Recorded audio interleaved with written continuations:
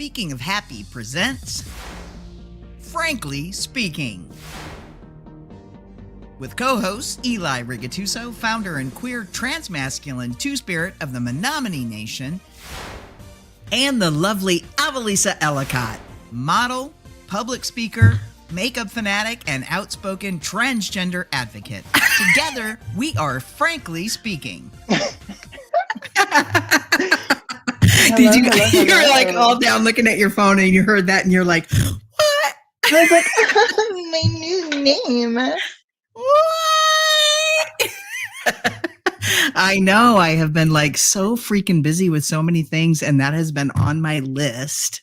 And I was like, I have to have this done for her. So there you go. There you are. Promo changed. Thank you. Thank you.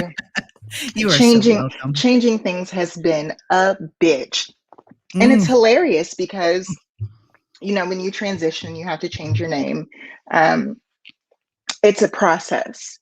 But for me, my process was filling out my paperwork, going to the courthouse, getting my date, walking in. And he was like, the judge was like, "Are you trying to commit fraud?" And I was like, no.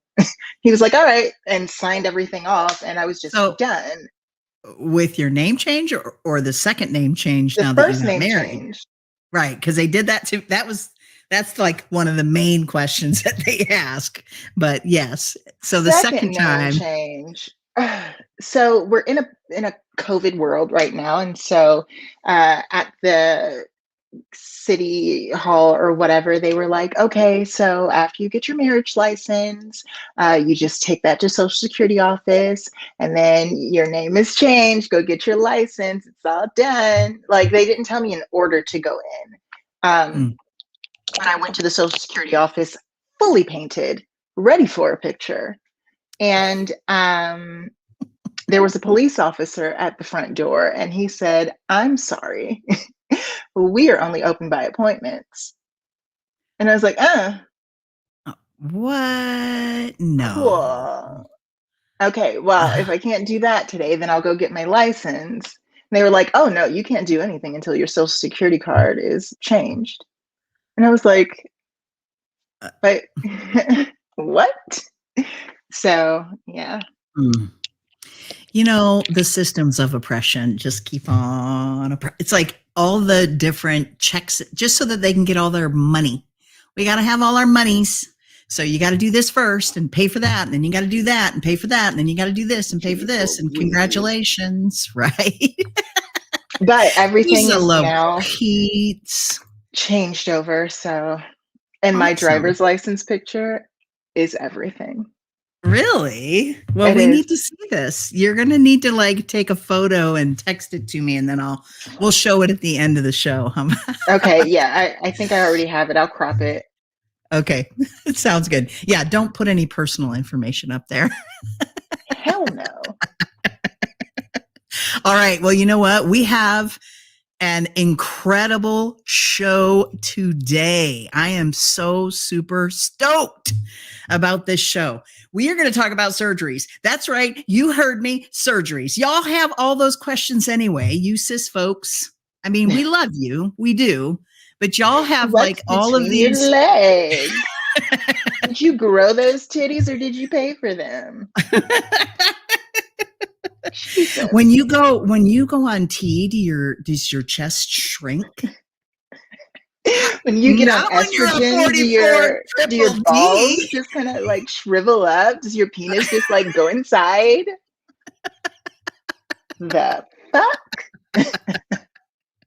All right. Well, I'm sure Avalisa and I could fill an entire hour with all of the things that we've ever heard or been told or whatever. But I'm excited because we have two really extraordinary guests today. Our first guest on the show lives in Bellevue, Nebraska with her wife, 2 children, 2 dogs, and 1 cat. She moved in 2017. She moved to Nebraska.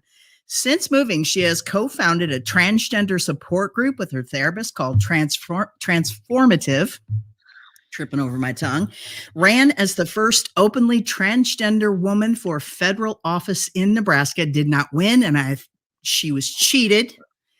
And and I mean it. and became the director of suicide prevention for Nebraskans against gun violence.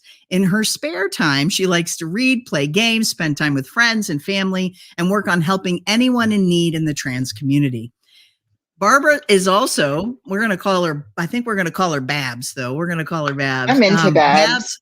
Babs is also embarking on some additional journeys along her transition path.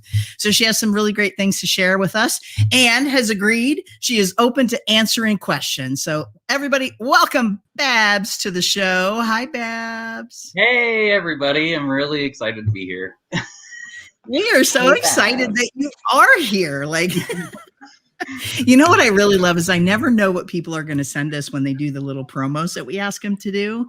And everybody always comes up with something so perfect. Like, I love that you were like, I don't care that you think I'm going to burn in hell. Yep. You don't need to tell me. I don't. It's like, whatever, move on. So thank you for that. It always gives me a nice little chuckle when I get those videos.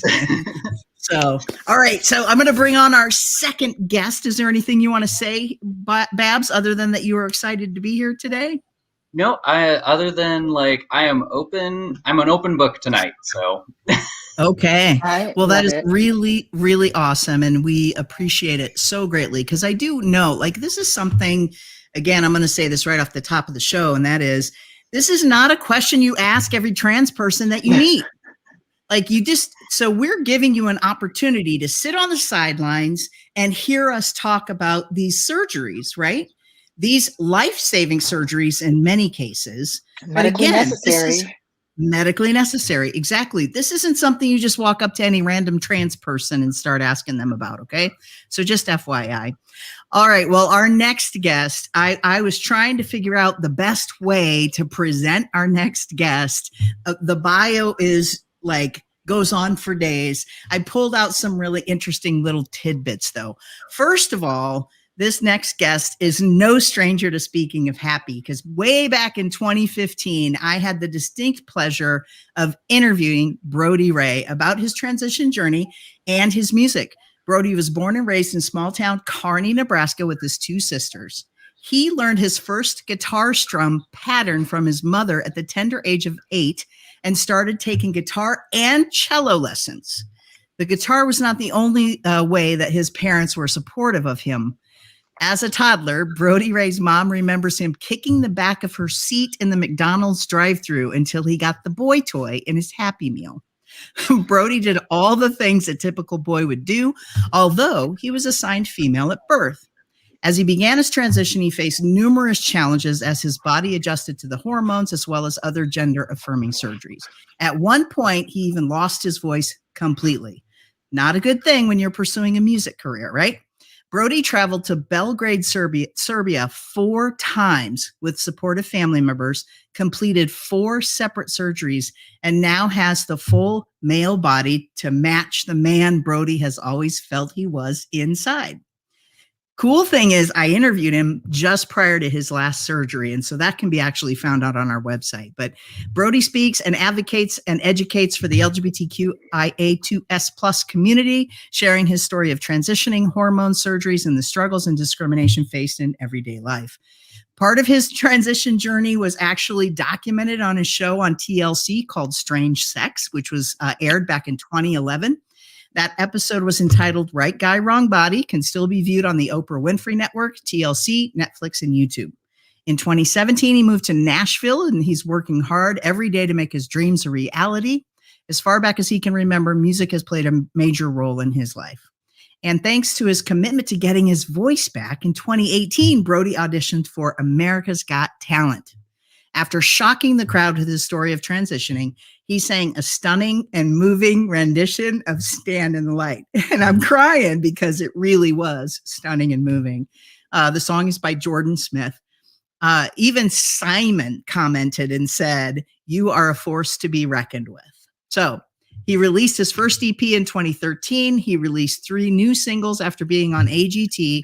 Brody has traveled all over the US and Canada, singing at some of the nation's largest Pride festivals.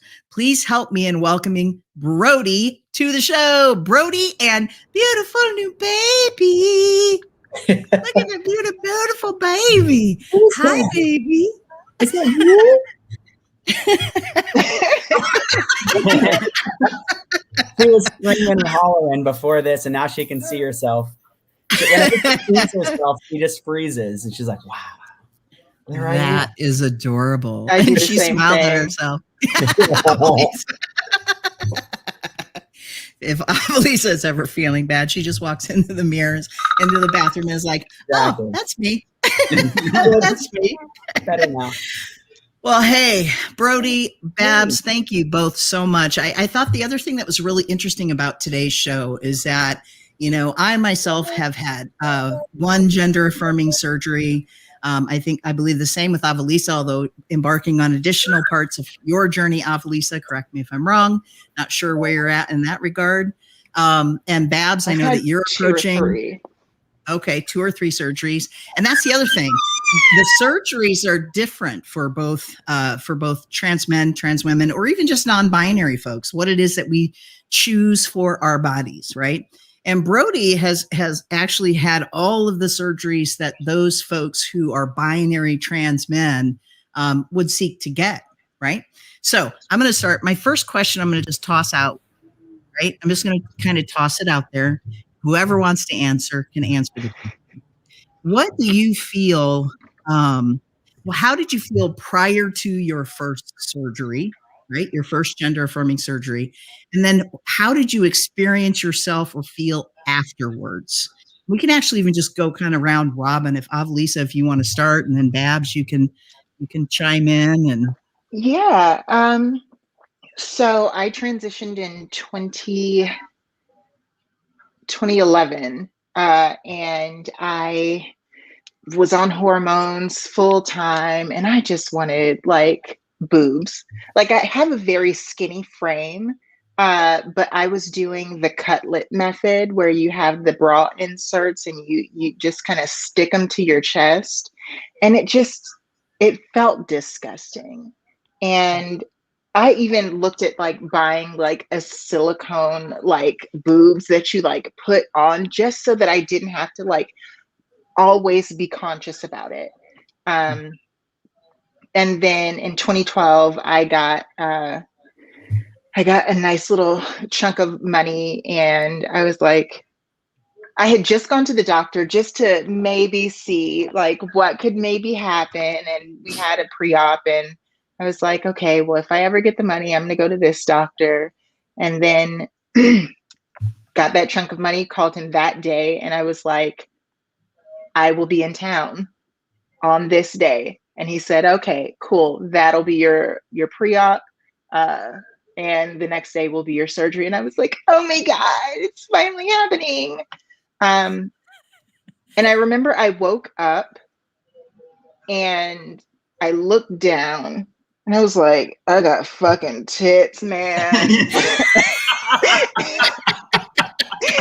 And, you know, they're really ugly when you first get them done. Like they were these big blocks that were like up here and like really squished in, and I could barely breathe. But like just knowing that they were there gave me this sense of peace and this sense of calm, because you and I have talked about it so many times. There are these gender identifiers that people look for when they look at a person so that they can assume whatever gender that is. And on women, you look if they have long hair, you look if they have boobs, and you look if they're wearing a dress. Those are like 3 automatic identifiers to say that this is a woman. And so I had the boobs, and it was like, okay, I can finally feel safe in the world. And like shortly after that was when I came to that, like that trans discovery where you're like, fuck everybody else. As long as I'm not in danger, I don't care what anybody else thinks. And like, I think having my breast augmentation led me into that. And I don't think I would have made it there had I not had that done. Awesome. Babs. Oh boy. So I haven't actually had any surgeries yet. My surgery date is December 28th, and I'm extremely excited about it. I've spent basically the last year getting paperwork and seeing psychologists and seeing therapists, trying to get everything together. But to answer your question, like I'm going to talk about like when I got on estrogen. I didn't. It was like weird at first because you're like, okay, I don't know like what going through a second puberty is going to be like and stuff like that. But like when you start, for me, like when the breast swelling started happening and the like seeing changes happen, I started to actually like my body and feel like myself, you know? I'm sure all of us can relate to that. Oh, yeah.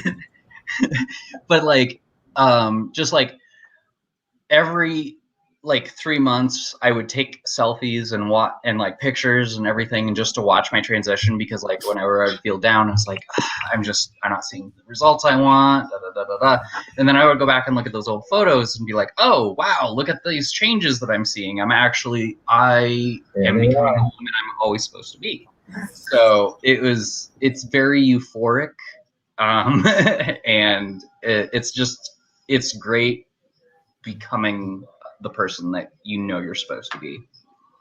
Finding that soft spot on your skin after you start estrogen. Oh, it's just like, oh my God, my skin is so soft. And yeah, my wife constantly is like, you're so soft now. And I'm like, I know, it's amazing. just baby soft. And that was the one like estrogen change that really did it for me, because you know T does way more than estrogen does. And so like you don't lose facial hair. You got to go through a terrible process for that. You don't get shorter. Your bones don't like my shoulders didn't get more narrow. Your voice doesn't like jump up into the sky. It's these very small, subtle changes, and it's more so like the way that you think and the way that you process things. But the skin, oh, that was a good one. And when I couldn't open a jar from the pantry, I felt so weak. It was beautiful. That's awesome. Wait a minute. I feel weak still. Maybe that has to do with age. Maybe it's an age thing.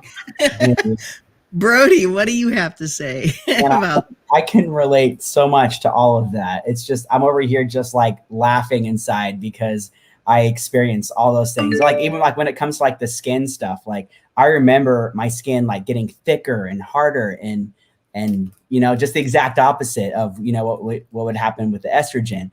And yeah, I can relate to waking up and being like, oh, they're like when you said there they are, you know, finally. Like I woke up and I grabbed the nurse next to me and I said, are they gone? They're gone. Oh my God, I did the exact same thing. Yeah, and then I just again. Like the closest person, like they're gone, right? Yeah. We're done, right? They're gone, and I'm still alive. Okay, great. Going back to okay. Yeah, that's exactly what it was. Like I remember my mom driving us to the clinic in Omaha, and I just remember sitting out. I still have a video of it. We took a video like vlogging it as we went, and I remember us sitting there crying together. Like this is the beginning of my life. This is the first day of my life right here. This is the last day of my old, not me life. And we just had a moment, like we just cried together, and I will never forget that. And then she went with me to Serbia 3 times. And then her husband went once, her ex-husband but her husband went with me to the 4th time. And it was just such a life-changing experience, like just going to a different country and not experiencing it as a tourist, but like for medical tourism is a whole different way to like experience a different culture. And oh man, was that just crazy. It was just so eye-opening, and the people were lovely and everything was just perfect. And I just couldn't be more grateful to have the surgeries that I did when I did, and the support from my family helping me get there. I just, every day I'm grateful for that, you know?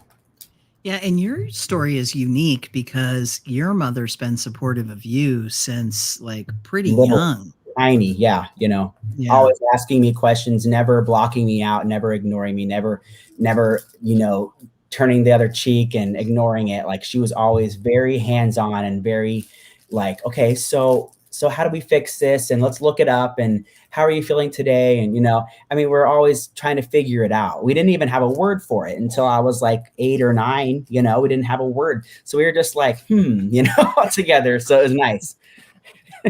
How did y'all feel when you did start to find words for it and you started to realize that there's a whole community of other people? Because I mean, I can't imagine, you know, growing up in tiny town Nebraska and feeling the way that you felt. And I felt similarly, and I felt you know, and I grew up in bigger Omaha, and still we didn't have words for it because I was born in 1965. You know, so what had your mom like be so incredibly like supportive and open-minded, and like where did she find that?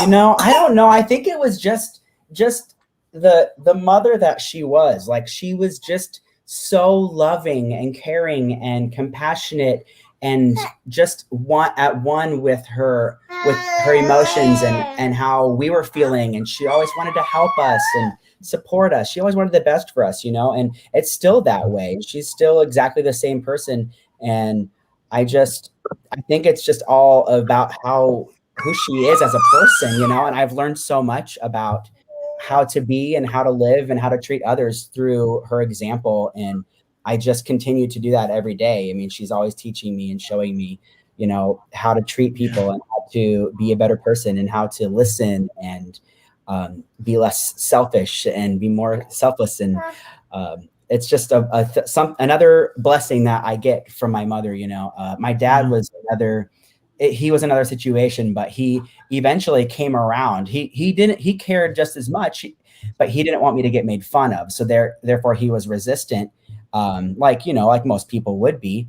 And he's like, just fit in, you know, no one will make fun of you if you fit in. And I'm like, I don't care if they make fun of me. I don't want to live like this. And eventually he caught on, and he's so proud, and he brags about me. And I love that he is come full circle with it, you know? Yeah, that's awesome. We had a great question here from Angie Phillips. Curious about the costs and barriers of surgeries and what resources and policies could assist in making them more attainable. Well, the resources and policy, like, you know, the biggest problem that I have always seen is that the insurance companies, for the most part, Blue Cross Blue Shield, Aetna, all these different providers actually do have coverage. It's, does your business, your company, the place where you work, extend the coverage to their people, right? That's one of the biggest problems. Who wants to tackle parts of this question? Oh, I'll hop in. I'll hop right in on that one. I think the biggest thing that we need to do is we need to help. We need to change society's view on gender affirmation surgeries. I don't know if you all know, but the VA has made the decision to remove the ban against gender affirmation surgeries. And that means somewhere down the line that the VA is going to cover gender affirmation surgeries. And at the very beginning, when they wrote us into their directives, they said, we'll give you hormones and some therapy, but none of that. No sex changes. No sex changes. And so to be in this space is like super awesome. But I am a board member of TAVA, and we are, you know, still out here looking for members. If you're a trans veteran, transveteran.org, go and enjoy. But we made a post looking for new members, and the responses, I'm pretty sure there were like 48 comments, hate comments. And the majority of them were centered around trans people shouldn't get anything extra. That's just cosmetic surgery. The VA doesn't deserve to treat you special, blah, blah, blah, this, that, and the third. And it's this understanding that it's not medically necessary. And so we need to make sure that it is known everywhere that gender affirmation surgeries are medically necessary for those that seek them. Gender dysphoria is a bitch, and it will kill you. It will kill you. Gender affirming surgeries are a necessity to your mental health. And I think once that is understood across the board, then that's when we start getting to a place where it's just something that's done instead of this big, well, you want a vagina, so I should get this. I should be able to do this. And it's like, do you want to mutilate yourself because you don't have big titties? Okay. Have you thought about taking a pair of scissors to yourself and going to the ER and seeing what they would do to fix it? No? Okay, cool. Well, once you get there, then let's talk about this being a cosmetic surgery or something that I just have the option to get because I fucking want it. Sorry. Yeah. 100. Hey. Yes. No apologies necessary at all. I love this comment from Kristen. How would your self-acceptance have been impacted if gender identity topics would have been discussed in, say, health class back when you were in school? Life-saving. Like, bottom line on that. I mean, after I had my top surgery, one of the things that I tell people a lot is that, like, I don't think I fully inhabited my body until after that. Like, I was like, oh, wow, I am fully in this thing now. Right? So, like, that piece that was there that felt awkward to me was gone. And so it was just like, wow, you know, I have some comfort in knowing that I am, like, living in my own body. Yeah. Oh, this is what it's supposed to feel like. Oh, right. And I didn't even realize how much I was suffering from gender dysphoria until afterwards. And I was like, oh, that's what dysphoria is, right? Mm-hmm. And now it's a little tweaked. Dysphoria is tweaked for me because it's like I'm trying to find that bridge between being indigenous and being trans. And so it's like learning more about my culture, growing my hair out, you know, and then people are just like, oh, and now you're just really confusing us, Eli. Can't you just, like, stick to one thing? And I'm like, no, actually, I can't. Can't you just learn how to expand your mind? I mean, right. I'm not really asking your mind or shut the fuck up. Shut up. expand your mind or stay home. Exactly. Stand your rock. And somebody turn off the TV. Anybody else have any comments in regard to, you know, having health classes that actually discuss these types of things? Because, you know, our governor, whose name shall remain unspoken on this show, was a jackass and had some thing out in God knows where in Nebraska about saving our children. And I just posted on his Facebook page and said, you know who they need to be saved from is you. Not this. You know, because you can't say you care about and love children when you're literally pushing LGBTQ plus kids into a position where all they want to do is hate themselves and then, you know, choose to, well, die by suicide because they don't feel as though they have any other choices. Angie. Same. I just said it in the private chat. You did, didn't you? Yes, you did. We're all on the same page. That's beautiful. So tell me, Babs, what's your next steps? Where are you headed now? Yeah. So I've spent the last year and a half basically following all these ridiculously arbitrary rules that you have to follow in order to get permission to get surgery. So, yeah, that would be something I would love to talk about deeply, is all of the stupid asinine loopholes that you have to follow. And like, okay, so I work for a Catholic hospital. Unfortunately, it's the Okay. only place that would hire a trans woman like me. And our Okay. insurance does not cover anything transgender. Mm. And I work for a hospital, so it's like, oh yeah, all of your care is taken care of, except everything that I need. I have to pay out of pocket for going to the therapist. I have to pay out of the. I spend $580 a month for therapy. I spend, you know, money on hormones. It costs me out of the pocket to go to the trans clinic for my yearly checkups. Last time it cost me $2,000 just to get my blood drawn and said, okay, your estrogen levels are fine, you know, and it's all because God and the guy in the stupid hat in Italy decided that trans people aren't worth it.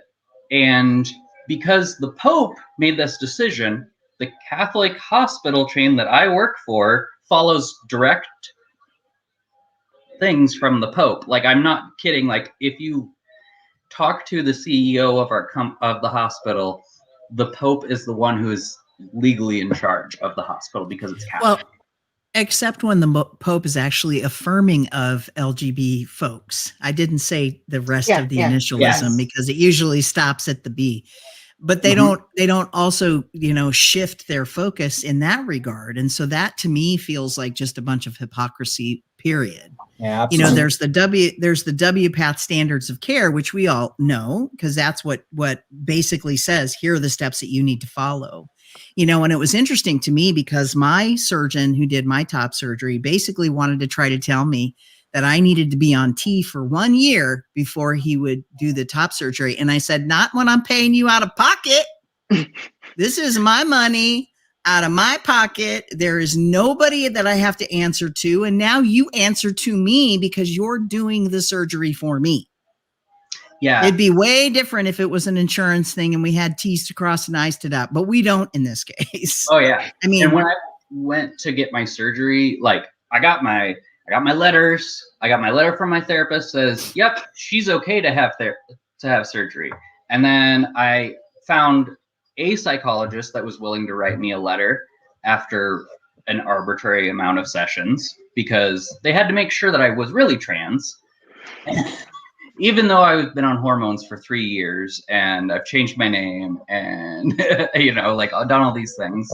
And then you get the second letter saying you're allowed to get your surgery because it's not up to you. It's up to everyone else in society. And so I went to the hospital. I was like, here's my letters. We're all good. And then they're like, your insurance denied you. We're not doing the surgery. And I said, I want to pay cash. And then I had to go through more loopholes in order to pay cash to get my surgery. And it's like roadblocks after roadblocks after roadblocks. And I'm sure everybody in this show has experienced the exact same thing. And it's, would you deny a cancer patient like life-saving care? Would you deny anybody life-saving care? Why? If they haven't seen the therapist, then they gotta die. Yeah. Yeah, exactly. Yeah. And there's two schools of thoughts in regard to all of this because, there are folks within the health field who are kind of trying to push back on some of the WPATH standards of care and saying, look, we should be able to say for our bodies what it is that we want and need. It shouldn't necessarily be up to someone else, right? It's kind of like, okay, so I have to convince a therapist after so many sessions that I'm trans, which is ridiculous, but it's true. You have to have so many sessions before you get a letter written. So if you start to add up the money that's spent, it becomes an astronomical amount of money. And when you don't have insurance coverage, it's ridiculous. It's impossible. It's ridiculous. Yes. It's hard. Like, yeah. It is impossible. Yeah. That's what they're going for, to make it as impossible as they can for us. So we can't have any services. And when you think about people that are multi-marginalized, it becomes even more and more impossible. Yeah. Yeah, absolutely. And then the other school of thought is that, like, so what I wonder is, how are these folks, and I hate to bring up this word in this group, but again, it's frankly speaking, so we're going to talk about it and we'll be frank about our responses. Is folks who, like, what I keep reading these reports about people who have detransitioned, and it sounds like how easy it was for them to do the things that they did. And I'm going, obviously they went to someone who's not following the WPATH standards of care, because I followed the rules, and the rules made me do a lot of hurdles, and I am not an athletic person. Yeah. Right. So here's the thing that I'm curious, that since Brody, you're done at this point. You've had all the surgeries that you wanted. Can you give me just a ballpark about approximately how much all of this financially set you back? Well, that's another thing that's kind of been a sticky situation when talking to other trans people, because for me, I had full financial support from both my parents. They paid for my surgeries. Otherwise, I don't think I still would have them. I don't think that I would have my bottom surgery today. I mean, I probably would have found a way to get the top surgery done in a decent amount of time. But I don't think, with the amount of money that my mom put away and used for my bottom surgery, I think she said it was something like 50, 60 grand overseas in Serbia. And then, that's not including the travel, the staying, the food, all that stuff. It adds up. It's thousands of dollars. And it was $1,000 one way for just one person. So, at 4 times 2, and it's just a lot of money. And so I don't ever take that for granted. And I make sure that people understand that, I would still be in the exact same spot that I would be without their help and their support financially as well. Right. Well, and that's not something to feel like bad about. That's right. You are privileged, and understand that that's a privilege, because you had parents who could afford to be doing the right thing in regard to you. And that would be great if all parents would think in those terms and just say, hey, we need to start saving up. I always advocate for and try to push for my mom to do more with speaking to other parents. I think it starts at parenthood. That's where it needs to start, and it needs to trickle down. And, like you said, if every parent was the same, if every parent cared enough and thought it through and did the research, then, a lot of this, it'd be so much easier for us, everything from every angle. We'd also be spending a lot less on therapy. Yeah, exactly. I did some therapy, I did the traditional, you go this many times to get your letter of recommendation. I did all that, but at the same time, it was like, my mom's like, so how's therapy going? I was 10 maybe. And I'm like, oh, it's good. She goes, so you talk about any of your issues or anything? And I'm like, or any of your problems? I'm like, I don't have any problems. And she's like, oh, okay, so why are we taking you here? I'm like, I don't know. I thought this is what I had to do, but to me, I was normal. I was fine. I was okay. I just needed people to believe me and to understand me and let me be who I am and help me get there, and then I was good. I was fine, so. Yeah. Yeah, absolutely. It's so interesting to me, because folks who are born with intersex conditions, they have surgeries forced on them at a young age. People like us can't even get surgeries that we really need in adulthood. I transitioned late in life, and I couldn't believe all of the different hoops that you had to jump through to get to the point where I got. And, again, I mean, the therapist that I went to at the time, literally, it was just a check off. It wasn't about really going to therapy. I didn't really start my healing from the traumas that I had experienced for the 50 some odd years of my life until I found my new therapist. And that was 3 years ago. And so, I mean, it's just like there's this double-edged sword, because I do believe that therapy is important, but it's not if it's something that becomes a checkbox. Yeah, exactly. I feel like there is controversial. I feel like there needs to be at least some hurdle to jump over for gender affirming surgeries, because I know that there are a lot of people in this world who are very, what is the word? They do. I'm not sure who you're referring to. They'll just do something on a whim. Impulsive. Impulsive. Yeah. That was the word. There are a lot of people that are impulsive and would just get a stray hair. I'm gonna go lay her down. She's sleeping, so we can. This is amazing. She's like literally went out. Perfect time to lay her down. I'll be right back. Okay. There's a lot of people that are extremely impulsive and get a wild hair up their ass and could easily be like, I got $35,000 to spend. I'm gonna go get a coochie. Like, and then yes, they would be in a state of regret. But I don't think that it should be as difficult and as expensive as it is for me to go and get something that is medically necessary for me. Yeah. I agree. Yeah. And you're right, because there are a couple of folks that have there was one person who was born assigned male, transitioned to female, then back to male, who's very wealthy, wrote a book, goes on the whole talking circuit. Like, I'm not even going to say the person's name, because first of all, I don't remember it. And second of all, it's not important.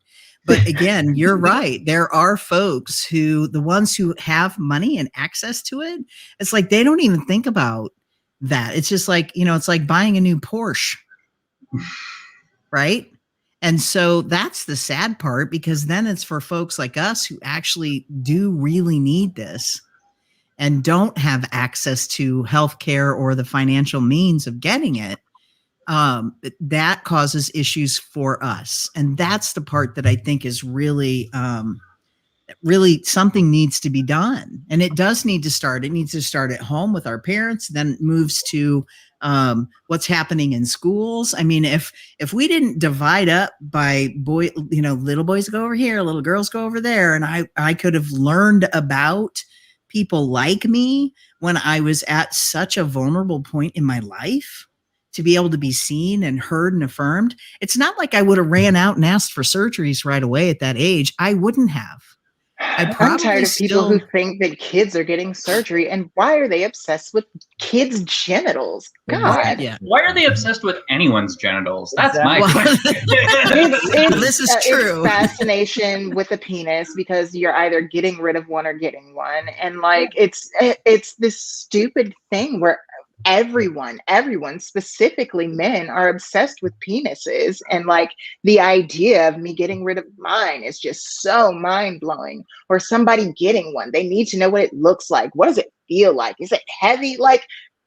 How does it work? Do you you're fucking gross. Can you make just stuff. Well, and here's the other thing. They also can't deal with the fact that guys like me are like, look, I have a micro penis and I don't need anything else. Right. But they want to see it. My partner's satisfied. Yeah, exactly. Well, this is true. But I also agree with you in regard to what you say there, Avalisa, because of that obsession with the masculine thing. And to me, I think it's so hilarious, because that is not what masculinity is. No. It's just a part of the body. But what would be the white one men thing? Have been swinging their dicks around for God knows how long. Even the ones with the tiny ones that can't stand it because they feel like somehow they were hurt, they were left out. So then they got to get a big truck to compensate. So Brody, let me ask you this. So what would you say is the weirdest question that you have been asked about your bottom surgery. Oh man, I could write a book on these. So okay, just before we go to that, I did want to mention, this is like so crazy, you're not even gonna believe me, but like when I was in Serbia and I was recovering in like the clinic that I had my surgeries in, I had a roommate, and she was transitioning and having the opposite surgery as me. And then like months later, this person calls me up and is like, I'm having my surgery redone, or like I'm getting the phalloplasty. I'm getting what you did because it wasn't, it wasn't right for me, and my wife left me, and blah, blah, blah. And it's just, and like all these situations created this anxiety, which caused now him to go back. And it just blew my mind that like someone could just do this and that and this and that, like, and I know that everybody's situation is different, but like, that's exactly why we have those certain types of things put in place. So you make sure this is the right choice for you. And then you don't have to, you didn't just like ruin your whole life and had to go back and do it over again, but I was going back to your question. I was in like a weight loss clinic one day, and this doctor, I could just tell there was something off with him. Like he was whispering things. Like after I left the clinic, after I walked out of the office, he was like whispering things to the nurse or something, and nurse practitioner. And then the next time I saw him, or no, it was that first time I met him, and he asked about some things and surgeries, and I told him, and then he's like, "What does that mean?" And I'm like, "You don't know what transgender means?" And he's like, "What did you have done?" And he's like, "So can you come? Can you get off? What is it like?" And he was just asking the most disgusting questions. Like he had never heard of it before. And he was just like completely thrown off by it. And he was just like, "I don't know anything about that." Just like being rude, And I'm like, "You're a doctor? Like these people are doctors, like that's another really big issue that we need to tackle as well, I have no medical license, and I have probably watched 4 or 5 phalloplasties. I'm not even getting the surgery, but I know what the fuck happens. Like, yeah, no kidding. And it's like get on Google. Why ask me in person right here? Get on Google. Well, see, does it matter? This is the other system that needs to be changed, though. Medical folks, nurses, doctors, anybody going into the medical field, it is not a requirement to learn about people like us. It's an elective. And even then, the colleges, when they ask us to come in and share our experiences and help uplift their knowledge and awareness, they're even like, "Oh, yeah, but we don't have anything in the budget to pay you because our little LGBT blah, blah, blah group is bringing you here." And I'm like, really? Seriously? Like you couldn't as the pool school, together? as the institution should be doing this. Yep. Right. And then all of a sudden, then they're like, "Oh, wait, there might be some money in this. So we better turn around and backtrack and start offering all of these different things." But it's still, again, it isn't a requirement. There should be a requirement that they take at least one class to give them. And it should be a class that goes over a period of time, not just a 1 4-hour, 4-credit hour course that basically gives them a high level overview. I mean, Avalisa and I could do a training that give them more information. Like anything at this point, we'll take it. Anything. Right? I have explained to too many doctors what transgender means. I mean, the basic of the basic. That should not be healthcare in America. That should not be. Another thing that shouldn't be healthcare in America is allowing doctors to deny you service. I have been walked out of clinics from my own hospital that I work for. Wow.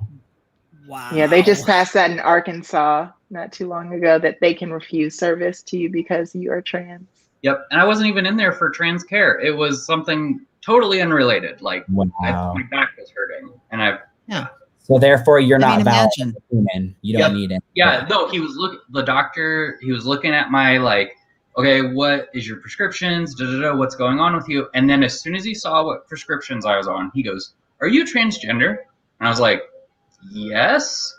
And then he's like, okay. And then he literally opened the door and walked me out. And that was the end of the appointment. Wow. Yeah, that is some serious bullshit. I would have wrecked some shit on the way out. Me too. I was like, well, and I fucking worked there too. So I'm like, what the fuck is this shit? HR, get HR involved. HR doesn't care. HR isn't going to care because HR, they all lie. They say human resources, we're here for you, the humans. No, you're not.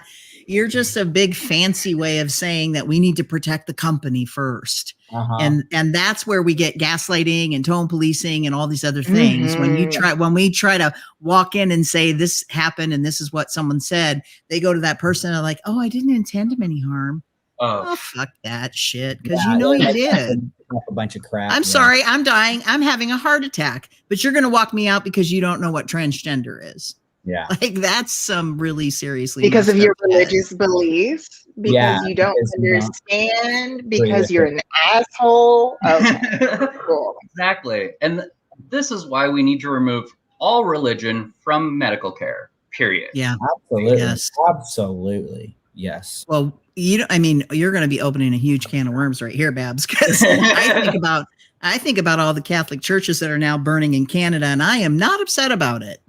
And people like I've had some conversations, and I'm thinking about how people like, why is it that people cannot understand how we get to a point where people literally want to burn down churches? Like, right? Because of all of the atrocities. How many more bodies do they need to find before they shut the Catholic Church down? Like, don't burn them down anymore. Just shut the shit down because they are not doing anything that is good for anyone. And the Pope does not need another gold ring or a fancy hat or a fucking golf cart that's designed especially for him and his, like the fancy robes or whatever.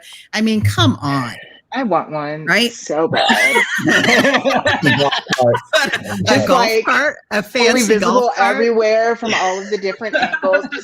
Just having somebody drive me around as I wave, but the protection so people can't touch me. I will be honest. When I went to Lincoln's Pride a couple weekends ago and my legs, and I'm hurting so bad because my knees are so bad, I started researching golf carts, and then I'm thinking I need to trick one out. I need to paint it with the progressive Pride flag and all these other.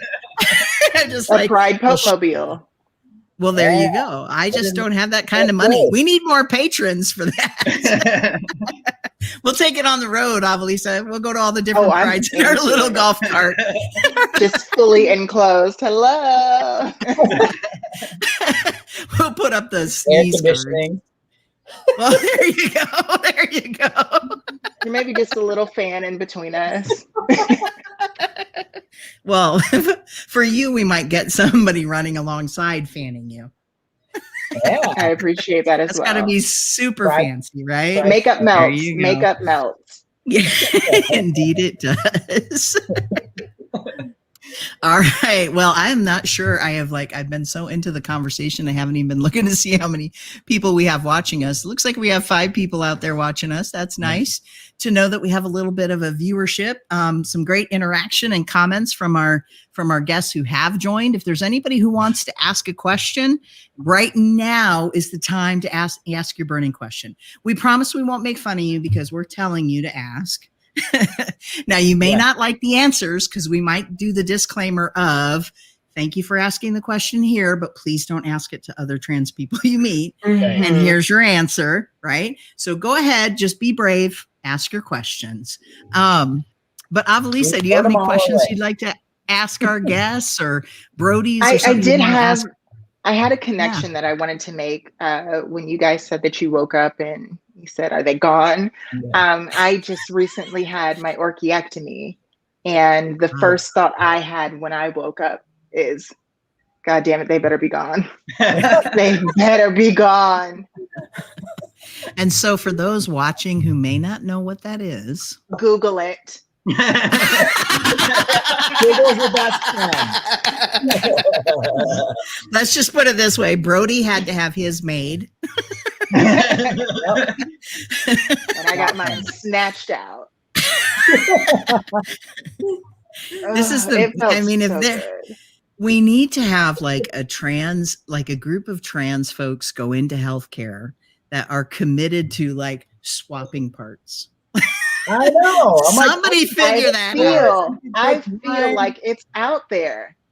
You give me your ovaries, I'll give you my testicles. I will take your you know what? Look, fuck that. If I have the option not to bleed every month, I'm taking that shit. That's another thing. That's another thing that they ask you.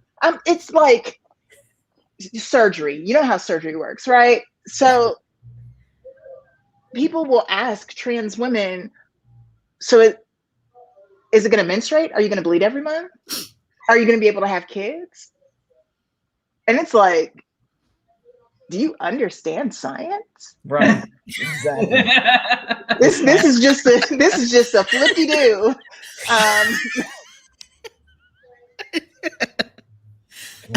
Snap my fingers and I just got ovaries. So we're not Do you understand science? Avalisa. I wish it was a magic show though. I think if I could just poof and everything was just done, I would take the ovaries and the menstruation and the womb. Oh God, and then have to worry about having kids. Oh, fuck that. I am married and I need to be able to be reckless. Oh, love it. I love it. You know, I'll tell you, one of the things that I also didn't really kind of like connect until I started tea, and that time of the month just stops at some point. And I was sitting one day thinking about it because it was like reflecting back on my life and thinking, do you know that every month for 50 years, right, from the time that I first started having periods to the time that they stopped when I was on tea, it was always a surprise that it was happening to me. And people are like, what do you mean? How could you be surprised by like it happens every month at a certain time, right? And I'm just like, when you're that disconnected to it, it is a surprise. Mm-hmm. And like half the time I wasn't necessarily prepared. Right. And so it was like just these embarrassment on top of embarrassment and the shame that I felt like, because it just wasn't right. It wasn't me, you know? And so when it stopped, it was like all of a sudden, 6 months in and I'm going, I have not had a period. Like it dawned on me. Yeah. That was like that bitch is finally gone. This thing that would have surprised me every month is not surprising me. And I just love it. Probably my top 2 most greatest things of testosterone right there, like that just ending, no more of that crap, My favorite thing about estrogen painful too, like is yeah. Oh, yes. My Brody. favorite thing about estrogen is there's this thing that happens once you start estrogen. It's like at about 4 months in, somebody says something, and instead of thinking, "Oh, fuck them," you think, "Why did they say that? Do they hate me? Yeah. What's wrong? What's wrong with me?" And the first time it happened, I was like, "What the fuck? That's not how I think." Yeah, and then you just kind of start getting used to it because something about estrogen just makes you process things differently. But those mind fucks, oh boy, yeah, that's me. Like that's the other thing I noticed right away from testosterone. I went from, why am I so emotional over these little things, these little problems just get me so worked up, I'm so strung out like on these little issues and I care so much, and it to completely like not really caring at all, just being like kind of just okay with whatever and not giving a shit anymore, and just all that kind of went away. It was weird. It was such a weird thing. And like even cravings went away. Like I didn't crave chocolate. I didn't have to have a certain taco from Amigos every day. Like it was just weird, A certain taco from Amigos. Serious. I mean, once you start fixating on something that you need to have, that you want to have, you can't, it won't go away until you get it. Like that's how I was. And then that just went away too on tea, Yeah. What I like about I can relate. Yep. Go ahead, Bab. Sorry. what I like about estrogen is how it got rid of like anger in me. Like I used to be a very angry, aggressive person on testosterone. Like not all the time. It was just like I would get upset and pissed off, you know, and like just really angry. And now I'm so chill. I am much more. I still get angry, but I get angry in a different way. Yes, and it's not explosive anger. It's more so, I'm gonna kill somebody. I'm gonna slit somebody's fucking throat. It's a very slow but it stays here. It stays here. Instead of like you screaming and shouting. It's so funny to hear like your guys' interpretation, because it's the exact opposite for us, you know, like, like now I'm just like angry over everything and I got road rage for no reason, you know. Crazy. They call it that T-rage. And it's an interesting balance though, because I'll tell you, you know, I used to be really emotional and could cry at the drop of a hat. And like, there were things that I would kind of like just ruminate on. And I'll be honest at this point. So last year when I got COVID, I was off T for a significant amount of time. And then I went back on, but I was going half my dose, what I would normally do. And then I finally just got to the point where I was just like, who am I doing this for? Because I'm still being misgendered. I'm still not, like, people still don't see me as the man that I say that I am. My body itself, like some of the things that were happening for me and to me, I wasn't liking. And my body doesn't do well on synthetic man-made drugs anyway. Maybe because the first word in that is man. I don't know. Maybe if they were feminine people, feminine identified people creating these things, maybe we would come up with something that would agree with my body. But like, I can't even do like Tylenol or Advil over a long period of time, or even a short period of time. So I just chose to not be on it. And I'm actually totally fine. Like, I feel as though that period that I was on it balanced me out to a point where I can still get emotional, but I don't get overly emotional. Like, I've learned to kind of, but I think that's also been a combination of finding a trauma-informed therapist, working through some of the things that happened to me when I was younger, the ways in which I wasn't seen and affirmed and valued and appreciated for the person who I said I was, having to be kind of that invisible boy, so to speak, all those years. So, you know, for me, it's just kind of a balance. And again, this is the thing. I'm going to segue into a question that was asked here by somebody that's on the feed. And so, is there a process for non-binary people like myself to get internal reproductive organs removed? Young AFAB person and need to not have biological kids. And yes, there is a process. And part of that process, Dominique, is, you know, you do have to go to a therapist, start to sit and have meetings with the therapist to get to a certain point where then they will say, okay, we're going to go ahead and recommend you for that surgery. And then again, as a non-binary person, you really have some choices that you would want to look at. You know, are you non-binary transmasculine? Are you non-binary transfeminine? Like, what do you think? Where do you think you fall? And that's what I think is beautiful for a lot of folks who are non-binary trans, because they do get to find a space where what works for them. And that's why sometimes I feel like I'm more non-binary than I am actually trans man. I'm trans masculine expressing, but then again, I think about that and I think, I mean, t-shirts aren't male or female. They're just clothes. Yeah. Like, none of the clothes we wear should be gendered, but we do gender them anyway. Uh-huh. And so there's just that thought of, you know, you do have to go through that process, Dominique. And if anybody else wants to add anything to that, I mean, I just think that it's a personal choice for you. And yes, it is possible for you to get those things taken care of and get the surgeries that you yourself need. It's a matter of what does your healthcare through your work provide, and finding all that information out as well. So I will say, mentally prepare yourself for the struggle that is to come.